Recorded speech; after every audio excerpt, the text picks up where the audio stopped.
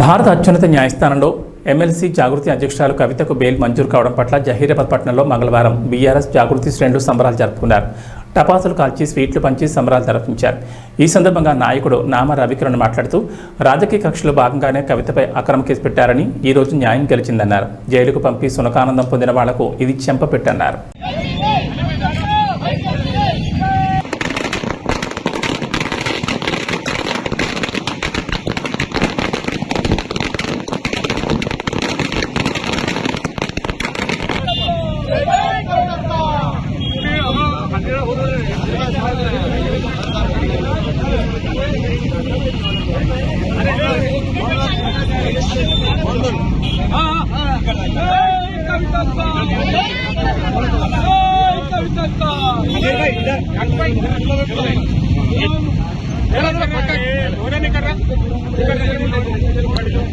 ladies